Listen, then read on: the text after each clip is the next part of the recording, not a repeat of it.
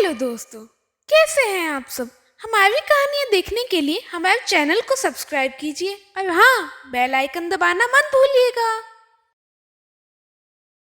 रोहन जी police inspector थे और उनकी पत्नी अनीता हाउसवाइफ थी। शादी के 2 साल बाद उनकी यहाँ एक नन्ही परी ने जन्म लिया तो उन्होंने प्यार से उसका नाम सौम्या रखा। सौम्या देखने में बिल्कुल परी जैसी लगती थी। सौम्या के 5वें जन्मदिन पर सौम्या अपने पापा से कहती है, पापा, आप आज शाम को जल्दी आ जाना और हाँ, चॉकलेट वाला केक जरूर लाना। हाँ मेरी बिटिया, जरूर लाऊंगा और शाम को जल्दी आ जाऊंगा।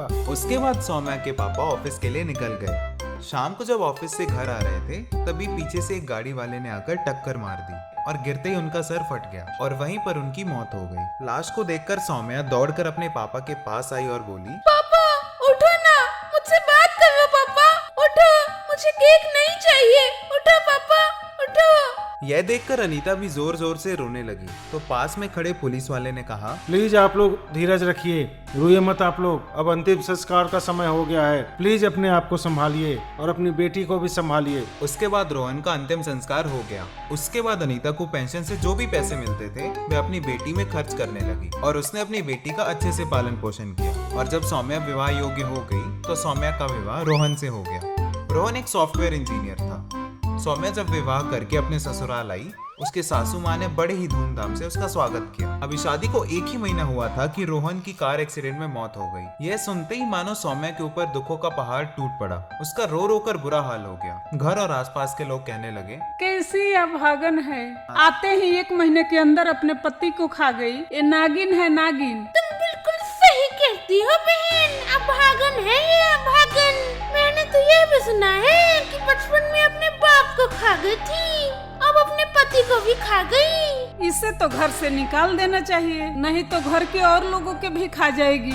यह सारी बात सौम्या की सास भी सुन रही थी। यह सुनते ही वो सौम्या के बाल पकड़कर घर से बाहर ले आई और धक्का दे दिया, जिससे कि सौम्या नीचे गिर गई। और फिर सौम्या की सास बोली, चल भाग यहाँ से, तू आते ही मेरे बेटे को खा गई। अब पता नहीं है किस किस को खाकर मानेगी। माँ जी, कहाँ जाऊंगी मैं, किसके सहारे रहूंगी। प्लीज मुझे इस घर से बाहर मत निकालिए। अरे तू डायन है, डायन। तू अब 1 सेकंड के लिए भी इस घर में नहीं रह सकती। तुझे जहाँ जाना है जा, लेकिन मेरे घर में आने नहीं दूंगी तुझे। आएगी तो ठीक नहीं होगा।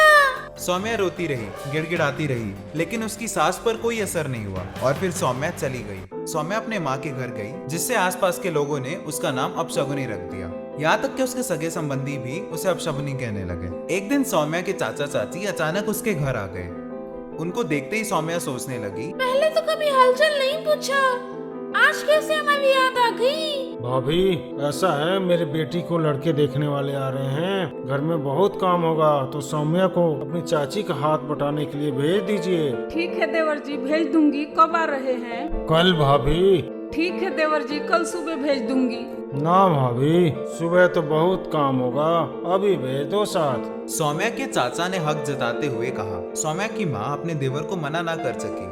आखिर लड़की की शादी की बात चल रही थी। यही सोचकर सौम्या की माँ ने कहा, जाओ सौम्या, चाचा चाची के साथ जाओ, अच्छे से सारा काम संभाल लेना। बेचारी तुम्हारी चाची अकेले क्या क्या करेगी। सौम्या की माँ मन में सोच रही थी शायद उसको आने का भी निमंत्रण देंगे, लेकिन वे सौम्या को लेकर चले गए। घर पहुँचते ही चाची ने सौम्या से कहा, सौम्या, पूरे घर की सफाई ठीक से कर दो। ठीक है चाची जी, अभी कर देती हूँ। उसके बाद सौम्या ने पूरे घर की साफ सफाई की। जैसे ही साफ सफाई खत्म हुई, सौम्या मन ही मन खुश हुई कि उसे चाचा चाची ने याद तो किया। जा, अंदर रसोई में तेरा खाना ढका है, खा ले और किचन रूम में ही सो जाना और सुबह जल्दी भी उठ जाना, बहुत सारा काम करना है। सौम्या को इसकी उम्मीद नहीं थी। उसे लगा कि वह अपनी चचेरी बहन के साथ कमरे में रहेगी, ढेर सी बातें करेगी, लेकिन उसके चाचा चाची के व्यवहार में रूखापन था। अगली सुबह उठते ही सौम्या को उसके चाची ने ढेर सारा काम उसके मत्थे मर दिया। लड़के वालों के आने का समय हो गया तो चाचा ने अपनी पत्नी से कहा, सुनो, सौम्या को कोई पुरानी सूट दे दो।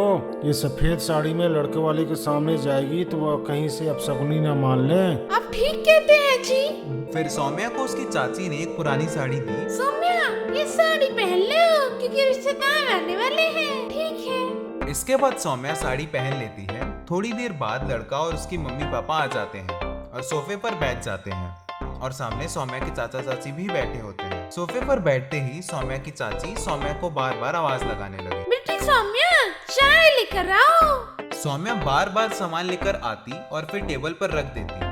यह देखकर लड़की के पापा बोले, क्या आपकी ये बड़ी बेटी है? मेरे देवर की बेटी है, हमारी बेटी जैसी है। ये तो बहुत ही अच्छी बात है कि आप लोग इसे बेटी मानते हो। बेटी सौम्या, यहाँ पर आओ और तुम भी बैठो। हम जब से आए हैं तुम काम में ही लगी हुई हो, हमारे पास बैठो। सौम्या थोड़ी घबराई सी खड़ी रही और चाचा चाची को देखने लगी, कहीं वे बुरा तो नहीं मान रहे। क्या करती हो बेटी? मेरे पति की मृत्यु के बाद मैं अपनी माँ के साथ रहने आई हूँ और काम की तलाश में हूँ। अगर मुझे कोई छोटा मोटा काम मिल जाएगा तो। लड़के के पिताजी ने लड़के की तरफ देखा।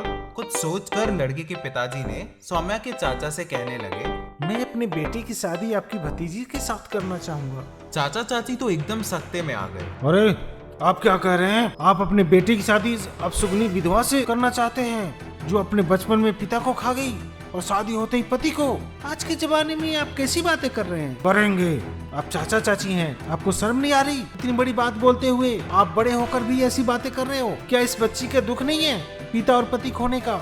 और रही बात तुम्हारी बेटी की, तो मैं अपने छोटे बेटे के लिए रिश्ता मांगता हूँ। चाचा गुस्से में आ गया और उन्होंने कहा, आपने हमारा जितना अपमान करना था कर लिया, हमें आपके रहम की जरूरत नहीं है। उठाइए इस विधवा को और ले जाइए यहाँ से। लड़की के पिता सौम्या से कहते हैं, चलो बेटा, आज से तुम हमारी बेटी हो। सब लोग सौम्या के घर पहुँचते हैं और लड़की के पापा ने सौम्या की माँ से कहा, हमें आपकी बेटी बहुत पसंद आई है। मैं अपने बड़े बेटे की शादी आपके बेटे से करना चाहता हूँ। लेकिन ये तो अपशुगनी। हमें सब पता चल गया है, इसमें इसका कोई कसूर नहीं है। और ये मेरा बेटा अमन है, इनकम टैक्स ऑफिसर है, और हमें इस रिश्ते से कोई एतराज नहीं है। आखिर सौम्या की माँ को क्या एतराज हो सकता था।